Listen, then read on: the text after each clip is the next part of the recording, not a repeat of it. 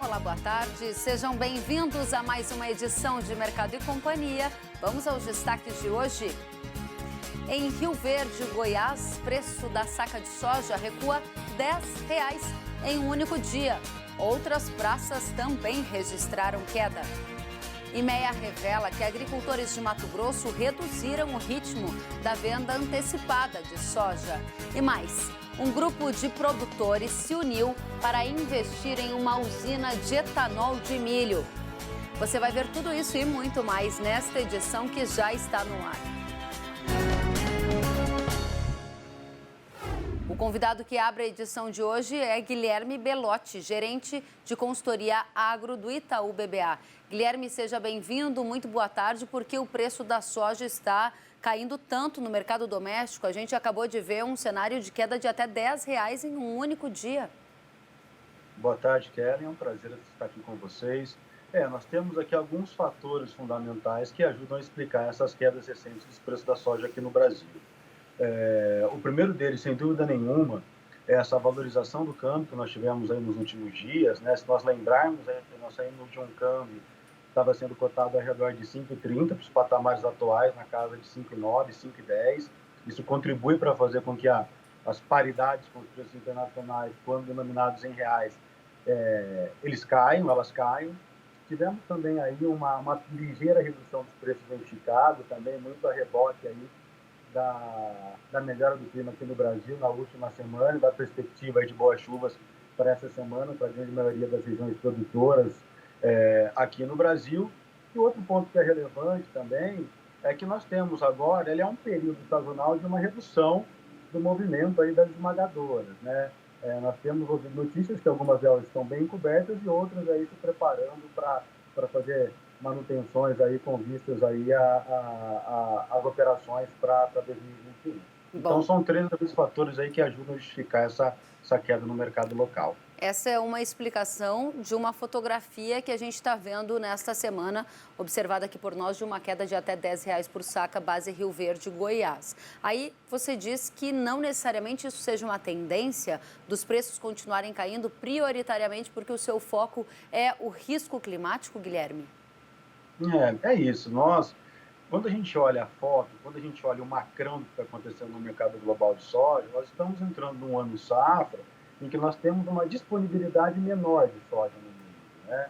Principalmente quando a gente olha o que está acontecendo agora no hemisfério norte. A gente vê a safra norte-americana, que teremos novos números aqui agora na próxima quinta-feira, mas é um cenário de balanço bastante apertado. Isso joga a responsabilidade aqui para a América do Sul. E quando nós olhamos a perspectiva aqui na América do Sul, perspectiva de clima na América do Sul, isso abre espaço para que nós possamos ter aumento de preço indicado, né? Caso nós tenhamos aí intempéries climáticas que possam afetar a produção de Brasil e Argentina e vai contribuir para deixar um balanço global ainda mais afetado, nós temos espaço para que os preços de soja em Chicago voltem a subir. E isso assumindo aí uma taxa de câmbio estável, isso tende a abrir espaço para aumento de preços aqui no Brasil novamente. Estável ao redor dos 5,5, 5,10 que a gente viu, ou de estável a mais alto? Porque a gente também observou na sua análise a questão do dólar pesando para deteriorar o preço no mercado doméstico, né? Perfeito, Kelly. Acho que a variável câmbio é uma das variáveis mais difíceis de prever, né? Mas um cenário que, se nós assumirmos que o câmbio vai ser daqui para um pouquinho para cima, acho que isso abre espaço para que os preços subam. Porque é claro que caso nós tenhamos valorizações adicionais da moeda brasileira, aí sim nós poderíamos vir a ter aí mais pressões sobre os preços aqui no Brasil. Muito bem, vamos voltar então ao fator risco climático. Eu gostaria de saber, vocês do Itaú BBA têm uma projeção para tamanho de safra de soja? O governo está com números ao redor de 134 milhões de toneladas, o que se configuraria um novo recorde.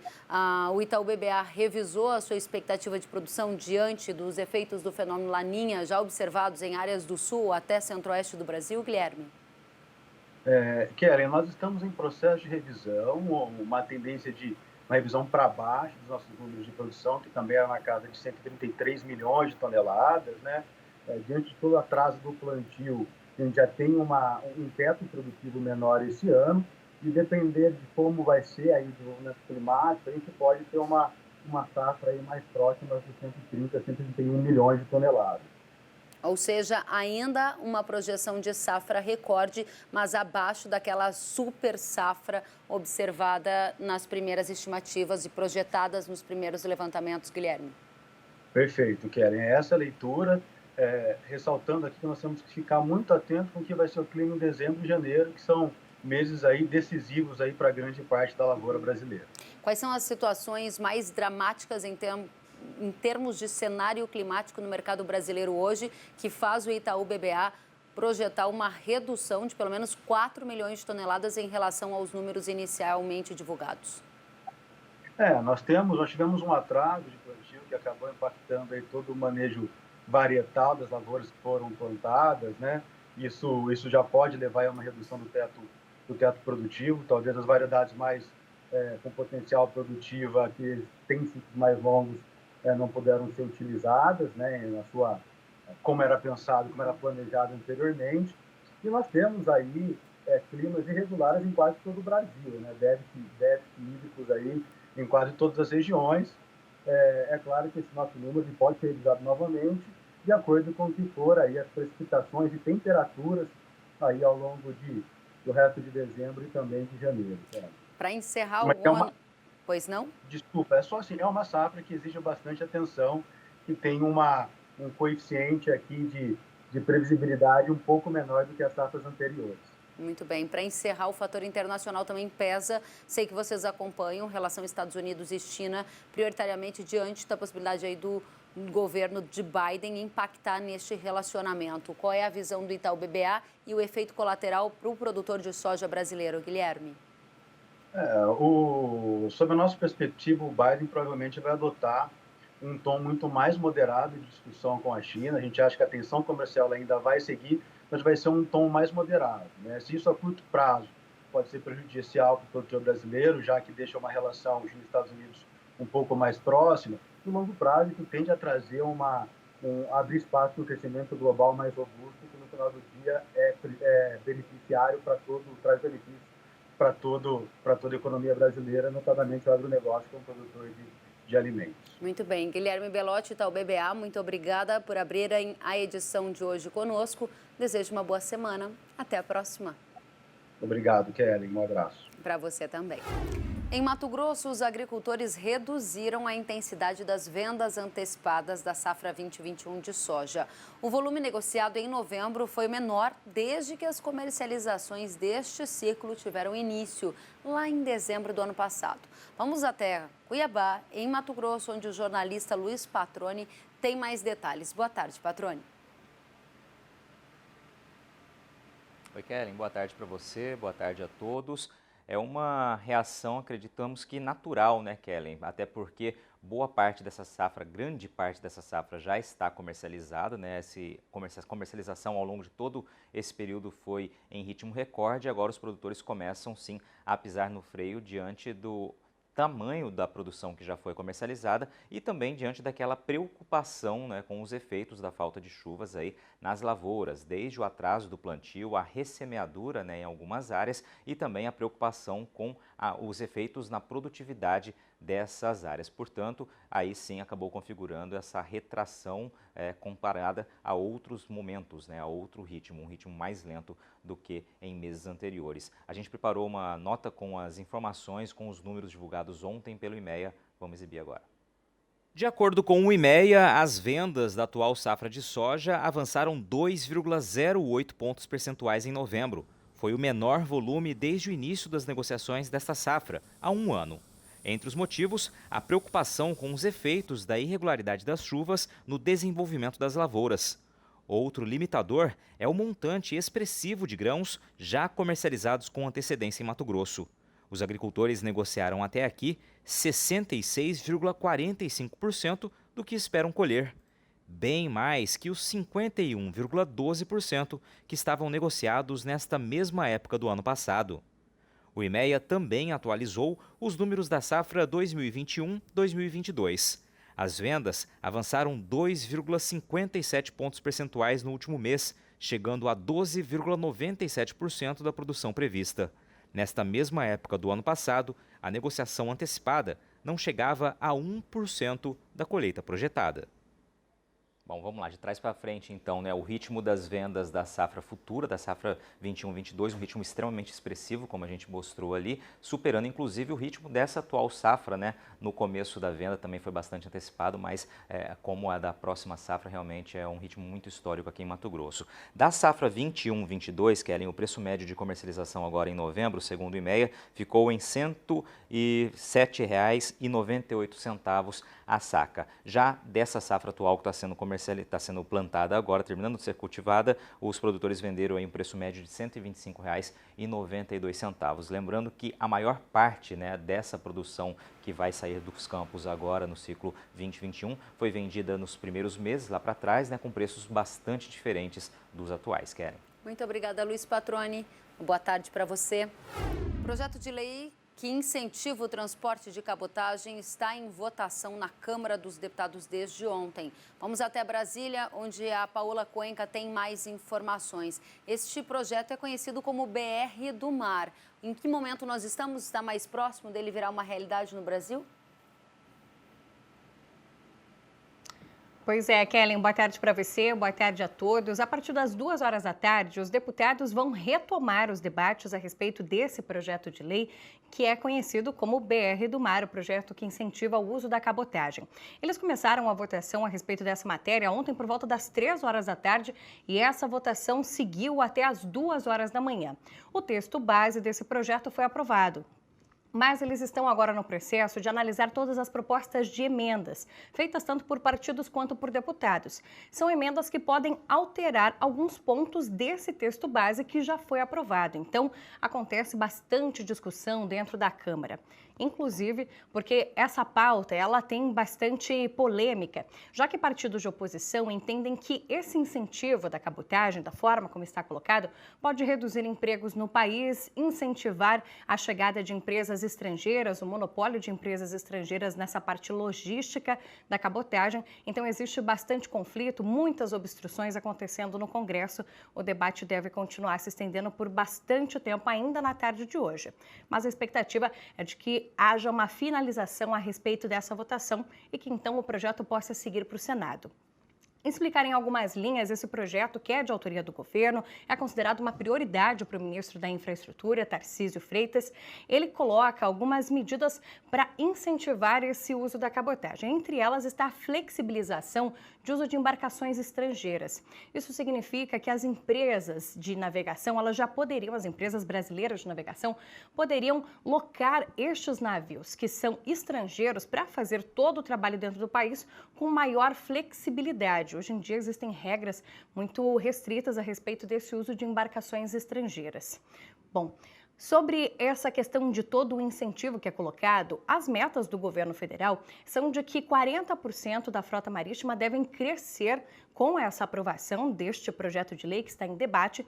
E, além disso, todo o transporte ali pela cabotagem, que em 2019 totalizou 1.200.000 TUs, que são cargas, uma medida para volume de contêineres, poderia subir para 2 milhões de TUs em 2022. Então, um salto bem grande. No entendimento da Confederação da Agricultura e Pecuária do Brasil, a CNA, o agro seria muito beneficiado por esse uso da cabotagem.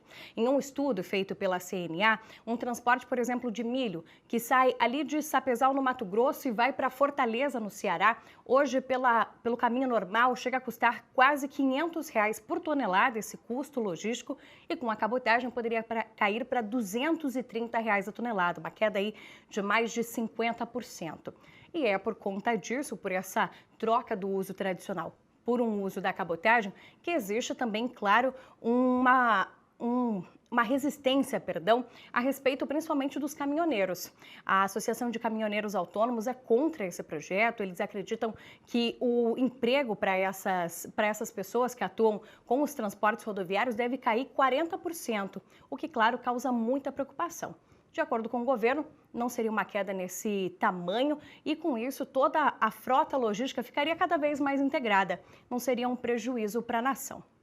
Ainda assim, a gente deve ver muito debate na Câmara dos Deputados e, é claro, seguindo também para o Senado com muito debate. Só para a gente ter uma ideia, esse projeto recebeu 129 propostas de emenda, Ou seja, tem muito debate para ser feito ainda sobre isso, tem muitos pontos que acabam gerando uma polêmica, acabam gerando ideias muito contrárias ali dentro do Congresso Nacional. Um grupo de produtores em Mato Grosso se uniu para investir em uma usina de etanol de milho. Um dos objetivos é agregar valor ao grão.